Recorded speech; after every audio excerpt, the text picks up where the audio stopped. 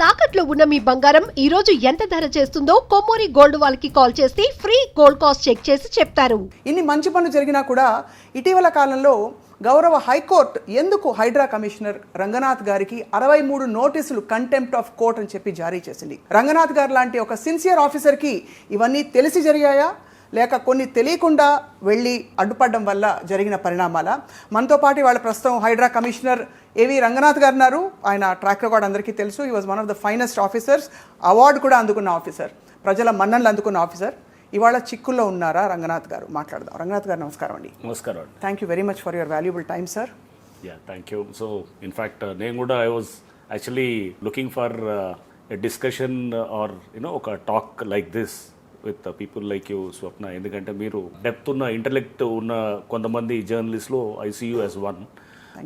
So మనం మాట్లాడేటప్పుడు కూడా we want to get into that depth అనమాట. సో అది will try to see that ఎందుకంటే ఏదో పైన సూపర్ఫిషియల్లో ఏదో పెదవాడి ఇల్లు కూలగొడుతుంది హైడ్రా, ఉన్నవాడి ఇల్లు టచ్ చేయదు, ఇట్లా ఈ జనరల్ జరుగుతున్న కొంత నార్మల్గా జరిగే కొన్ని సోషల్ మీడియాలో ఎవరైతే కనుక వాళ్ళ ఏది స్వలాభాల కోసం, వాళ్ళ వెస్టెడ్ ఇంట్రెస్ట్ల కోసం చేసినటువంటి ఆ నెరేటివ్ ఏదైతే ఉందో దాన్ని క్లారిటీ ఇవ్వడానికి నేను ఈ షో ద్వారా కూడా I will try to make an effort.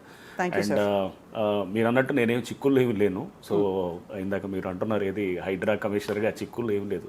Contempt notices, yes, contempt cases ఉన్నాయి.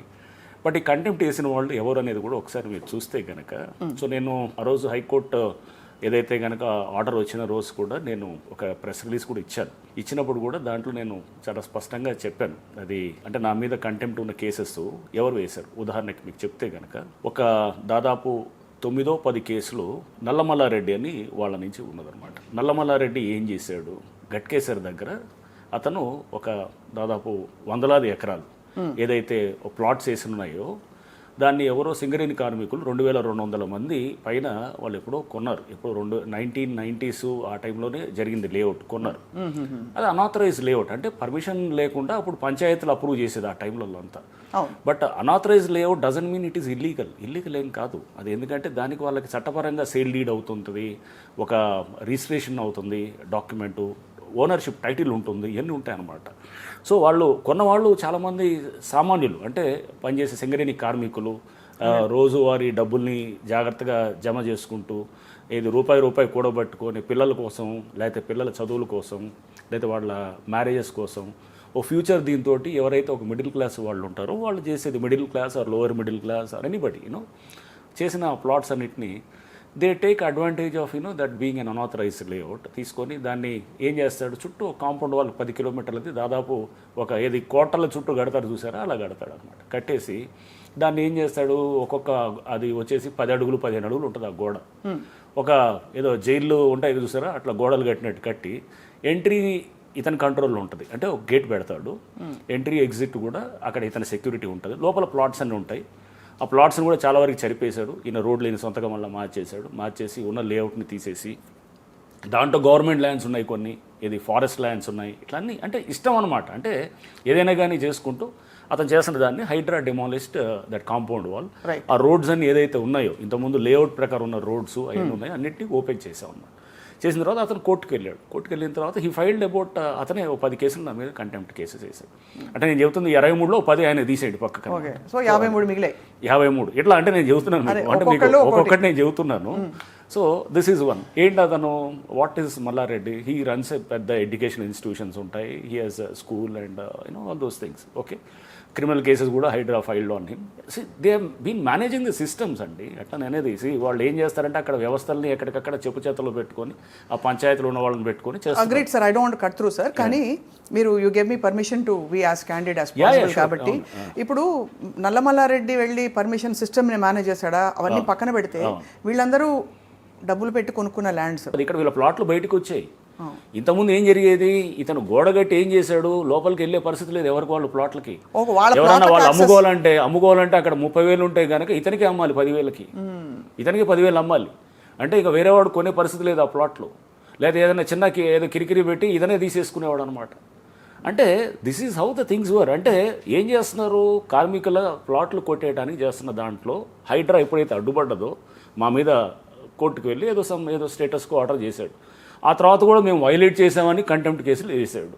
ఓకే, సో ఒక ఆర్డర్ తీసుకొచ్చాడు, తెచ్చుకుని ఒక స్టేటస్ కోనో స్టే ఆర్డర్ తెచ్చుకున్నాడు, దాని మీద కంటెంప్ట్లోనే and we'll handle it. That's not an issue. Hydraa has a battery of lawyers, Nallamalla Reddy also has a battery of lawyers. ఆయనకి దాదాపు వీళ్ళందరూ ల్యాండ్ గ్రాబర్స్ అంతా ఊరినే ఉండరు, వీళ్ళకి ఒక మొత్తం చాలా మందిని అడ్వకేట్స్ ఒక లీగల్ టీంను పెట్టుకుంటారు. అంటే ఇన్ అదర్ వర్డ్స్ మీరు అనేది ఇలాంటి రియల్ ఎస్టేట్ దందా చేసేవాళ్ళు ప్లాట్లు అమ్మేసి ఆ యాక్సెస్ కూడా వాళ్ళకి లేకుండా వీళ్ళే ఆక్యుపై చేసుకుని బలవంతంగా అది ఇన్ఫ్లేట్ చేసిన ప్రైసెస్కి వాళ్ళ డబ్బులు ఇక్కడ పెట్టు కూర్చున్నాడు అంటారు. అదొక ఎగ్జాంపుల్. ఎగ్జాంపుల్ మీకు చెప్తున్నాను, కబ్జా చేశాడండి ఇతనే. కబ్జా చేస్తున్నాడు అనమాట. ఏది వేరే వాళ్ళ ప్లాట్లని కొట్టేయాలనే ప్రయత్నంతో జరుగుతున్న ప్రయత్నం ఇది. ఓకే, సో ఇలా ఒక మీకు ఎగ్జాంపుల్ ఇట్లా మీకు చెప్తూ పోతాను. మీకు చూడండి, I will tell you another example where Sandhya Sridhar Rao అని చెప్పేసి ఉంటారు. ఆయన మీద దాదాపు 40 కేసులు ఉన్నాయి, క్రిమినల్ కేసులు. ఆయన ఏం చేస్తాడు, గచ్చిబౌలిలో ఇట్లానే FCI లేఅవుట్ అంటారు అనమాట. ఆ FCI లేఅవుట్ ఎప్పుడో 1970s వేసిన లేఅవుట్, చాలామంది కొనుక్కున్నారు. దాంట్లో కొనుక్కొని ప్లాట్స్ అన్ని ఇవన్నీ కూడా అక్కడ కూడా LRS కూడా అయినాయి, రెగ్యులరైజ్ అయినాయి అనమాట. ఓకే, రెగ్యులరైజ్ అయింది, అంతా అయింది. ఆ లేఅవుట్ కూడా మనం గూగుల్ మ్యాప్లో చూస్తే కనుక 2015 దాకా లేఅవుట్ అది క్లియర్గా రోడ్లు అన్నీ కనబడుతుంటాయి. అన్నీ ఉంటే లేఅవుట్ని అంతా చెరిపేసి ఆ ప్లాట్లన్నీ కొట్టేయాలని చెప్పేసి ఇతను ఏం చేస్తాడు, ఇతను మొత్తం చెరిపేసి దౌర్జన్యం అంటే అడిగేవాడు ఎవడు లీడనేసి అనమాట చేసి మొత్తం జరిపేసేసి ఇతను తీసుకుంటాడు అన్నమాట. తీసుకొని ఏం చేస్తాడు, మొత్తం దాని చుట్టూ ఇతను లోపల మొత్తం ఫెన్స్ చేసుకొని 20 ఎకరాలు హార్ట్ ఆఫ్ గచ్చిబౌలి, మన గచ్చిబౌలి ఫ్లైఓవర్ ఉంది కదా, అక్కడ ISBకి వెళ్తుంటే ఆ జంక్షన్ దగ్గర ఉంటుంది. అక్కడికి గజం 3 లక్షల పైన ఉంటుంది. అంటే ఎంత ఉంటుందంటే ఒక సపోజ్ ఎవరో ఒక 300 గజాలు ఉందనుకోండి, 10 కోట్ల ప్రాపర్టీ అతనికి. అట్లా దాదాపు 20 ఎకరాలు అంటే ఎంత ఎకరా మీరు లెక్కేసుకున్నా కానీ కూడా 3 లక్షల గజం చొప్పున వేసుకున్నా కానీ కూడా ఆ దాదాపు అది 100,000 కోట్లలో ఉంది, 6,000 కోట్ల ప్రాపర్టీ అది. సో అది ఏం చేస్తున్నాడు, ప్లాట్లో ఉన్న వాళ్ళ దగ్గర నుంచి కొట్టేయాలని చెప్పి ఇతను కూడా మొత్తం తీసుకొని లోపల షాపులో అవి పెట్టుకొని దాన్ని మేనేజ్ చేస్తూ అక్కడ సిస్టమ్స్ని హ్యాండిల్ చేస్తున్నాడు అనమాట. ఏం చేస్తాడు, కోర్టు ఎవడన్నా వెళ్తే కనుక అక్కడ పని కానివాడు, రోడ్లు వేయనివాడు, రోడ్లు వేసి చెరిపేస్తాడు, బిల్డింగ్ పర్మిషన్ రానివాడు. ఎందుకంటే వాళ్ళకి రోడ్లు లేవంటాడు. రోడ్లు ఉన్నాయి కదా, లేఅవుట్ మనం 2015 గూగుల్ దాకా చూపించాము, శాటిలైట్ ఇమేజెస్ తీస్తే క్లియర్గా లేఅవుట్ ఉంది, అప్పటిదాకా రోడ్లు ఉంటాయి, అన్నీ జరిపేస్తున్నారు. అంటే వీళ్ళు సిస్టమ్ని బైపాస్ చేసి ఎలా వచ్చారంటారు, అక్కడ ఉన్న ఆ టైంలో ఉన్న పాలకులు అంటారా, లేక పాలకులే కాదండి. ఏమవుతుందంటే ఆఫీసర్స్ ఉంటారు కింద, ఎవరో అందరు కాదు, నేను కొంతమంది ఉంటారు సిస్టంలో ఒక తప్పుని తయారు చేస్తారన్నమాట. ఒక తప్పుని రైట్ చేయడానికి ఏదో ఒక దొంగ సర్టిఫికేట్ తీసుకొస్తారు, దొంగ డాక్యుమెంట్ ఒకటి పట్టుకొస్తారు, ఎవరో ఉంటాడు కదా, ఎవడో మేనేజ్ చేయగలిగే ఒక అధికారితో ఒకటి తీసుకొస్తారు. దాని మీదే ఒక బిల్డ్ అవుతుంది అనమాట. అంటే ఒక తప్పుని రైట్గా కన్వర్ట్ చేయడం మొదలవుతారు అనమాట. ఓ దొంగ డాక్యుమెంట్, మీ ల్యాండ్ నా ల్యాండ్ అని నేను సర్టిఫికేట్ ఇస్తాను, ఎవరో తహసీల్దార్ నుంచి తీసుకొచ్చుకుంటాను, తెచ్చుకొని నేను ఆ డాక్యుమెంట్ మీద పోయి నేను మొత్తం బిల్డ్ చేస్తాను, సిస్టమ్ అంతా బిల్డింగ్ పర్మిషన్ తెచ్చుకుంటాను, లేదా ఇట్లా రకరకాలు కొట్టాయి. కొల్యూజ్ లిటిగేషన్ ఉంటుంది. నేను ఖమ్మంలో చూసేవాడిని, విచిత్రంగా ఉండేది. నేను ఖమ్మం ఎస్పీగా ఉన్నప్పుడు ఎవరో ఎక్స్ అనేవాడి ల్యాండ్ ఉందనుకుందాం కాసేపు, అతను అమెరికాలో ఉంటాడు, మన ఇద్దరం ఆ ప్లాట్ కొట్టేద్దాం అని చూస్తాం. ఎవడో అతనికి 1000 గజాలు 300 గజాలు 200 గజాలు ప్లాట్ ఉంటుంది, అతను అమెరికాలో ఉంటాడు, అతనికి తెలియదు, అతను ఏదో ఇక్కడ కొనుక్కున్నాడు, ఖమ్మంలో కొనుక్కొని వెళ్ళిపోయాడు. ఈ హైదరాబాద్ కూడా ఇట్లానే సేమ్ జరుగుతున్నాయి అనమాట. చేస్తే మన ఇద్దరం కేసులు వేసుకుంటాం, ఒకళ్ళ మీద ఒకళ్ళు వేసుకొని, ఆ వ్యక్తికి తెలియదు అసలు, ఆ అమెరికాలో ఉన్న వ్యక్తికి అసలు ఏం జరగదు. మన ఇద్దరం వేసుకొని ఇద్దరం రాజీ పడతాం, లోక్ అదాలత్లోకి వెళ్ళి కాంప్రమైజ్ చేసుకుంటాం, ఆర్ సివిల్ కోర్టుకు వెళ్ళి ఒకటి మా ఇద్దరం అనుకొని ఇద్దరం ఇట్స్ కొల్యూజ్ లిటిగేషన్. అంటే ఓనర్ కానీ ఇద్దరు కొట్టేయాలనుకుని ఇద్దరు చేసి ఏం చేస్తారు, దాని మీద ఒక లీగల్ ఇది ఒకటి తెచ్చుకుంటాం, ఏది డైరెక్షన్ ఇంజంక్షన్ ఆర్డర్ ఏదో పట్టుకొస్తాం, దాంతో పట్టుకొని కోర్టుకి తప్పుదో పట్టిస్తున్నారు. అది నేను అనేది. నేను ఇచ్చిన అప్పుడు ప్రెస్ రిలీజ్లో కూడా నన్ను ట్రాన్స్ఫర్ చేయమని చెప్పించినప్పుడు ఇచ్చింది కూడా అదే. కోర్టుకి మిస్లీడింగ్ ఇన్ఫర్మేషన్ ఎవరు అధికారులు కొంతమంది ఎవరైతే ఉన్నారో వాళ్ళు చేస్తున్నారు. అటువంటి అధికారుల మీద తప్పకుండా చర్యలు తీసుకోవాలి, యాక్షన్స్ తీసుకోవాలి. బట్ సార్ దీంట్లో ఇప్పుడు మేము చేస్తున్న లోతుకుంట అనే ఇష్యూ ఏదైతే వస్తుందో అక్కడ దాంట్లో తహసీల్దార్ ఒక సస్పెండ్ కూడా చేశారు 2016లో. చీఫ్ సెక్రటరీ రివ్యూ చేసి క్రిమినల్ కేసులు పెట్టమంటారు. చాలా జరిగాయి. అంటే నేనేది కొంచెం లోతుల్లోకి పోతే మనకి చాలా, అంటే ఇంకా మీకు చెప్తున్నా contempt cases, this was one example. But sir it's very surprising then గౌరవ కోర్టు మరి ఇవన్నీ పరిగణలోకి తీసుకోలేదంటారా? గౌరవ కోర్టుకి ఇంకా మనకి కంటెంప్ట్ నోటీస్ ఇచ్చేసిందంటే కోర్టు ఏం చూస్తారండి, court will see the legality, right? What they will see that since మేము ఆర్డర్ ఇచ్చిన తర్వాత how can you do this అని, దట్ ఈస్ ద లీగాలిటీ. ఇప్పుడు లోతుకుంట ఇష్యూలో కూడా that is the main bone of contention. The court says that మేము order ఇచ్చిన తర్వాత డివిజన్ బెంచ్లో కూడా అన్ని సెట్ అయిన తర్వాత నువ్వు who are you to interfere అని అంటున్నారు అన్నమాట.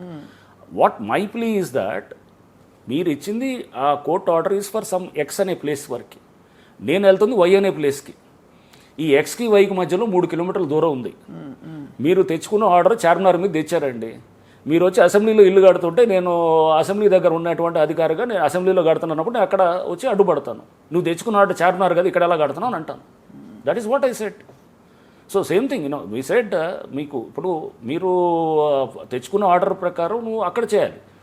మాది రైటా కాదనేది మేము ఉన్న ప్లేస్, మేము చెప్తున్న ప్లేస్ ఇప్పుడు లోతుకుంట అనే ఇష్యూ దగ్గర తెచ్చుకొని అతను మేము చెప్తుంది ఏంటి, కంటోన్మెంట్ బోర్డులో ఉన్న స్టేట్ గవర్నమెంట్ ల్యాండ్ అది మా ల్యాండ్ అని అనడానికి ఏంటి, ఏముంది మా దగ్గర ఆధారాలు 2 ఆధారాలు ఉన్నాయి. ఒకటి ఆర్మీ వాళ్ళు డిఫెన్స్ ఎస్టేట్స్ ఆఫీస్ వాళ్ళు ఇచ్చిన లాంగ్ కోఆర్డినేట్స్, అంటే మనం రేఖాంశాలు అక్షాంశాలు అంటే లాంగ్ కోఆర్డినేట్స్ ఇచ్చారనమాట. ఇచ్చి దే సెడ్ మీ GLR 243 అనేది స్టేట్ గవర్నమెంట్ ల్యాండ్, దీని కోఆర్డినేట్స్ ఇది, మ్యాప్ ఇది అని చెప్పి మాకు ఇచ్చినారు. కోఆర్డినేట్స్ వెళ్ళి పెట్టొచ్చు కదా. కోఆర్డినేట్స్ ఎలా లింక్ అవుతాయి, శాటిలైట్ తోటి లింక్ అయి ఉంటుంది. సో ఇప్పుడు GPS బట్టి మనం కోఆర్డినేట్స్ తోటి లింక్ చేసుకొని అక్కడ వెళ్ళి మార్క్ చేసుకోవచ్చు. You don't need to survey also, డైరెక్ట్గా తీసుకొని వెళ్ళి GPS తోటి వెళ్ళి అక్కడ మార్క్ చేసుకోవచ్చు. ఆర్ DGPS సర్వే చేస్తుంటారు, ఏదైనా చేసుకోవచ్చు. That is one. Revenue has given in writing saying that Lothukunta ఏదైతే అతను క్లెయిమ్ చేస్తున్నాడో మేము ఫెన్స్ చేస్తున్న ఏరియాకి 3 కిలోమీటర్ దూరం ఉందని మాకు రాసిచ్చారు. అది ఎక్కడో ఉంది 3 కిలోమీటర్ దూరం ఉందని రాసిచ్చారండి అది రెవెన్యూ వాళ్ళు. నేను అవన్నీ తీసుకొని చేశాను. But of course court was of a different opinion saying that ఇదనేది we'll go for appeal. And Suman టీవీలో మీ పర్సనల్ అండ్ బిజినెస్ ప్రమోషన్స్ కోసం కింది నెంబర్కి కాంటాక్ట్ చేయండి.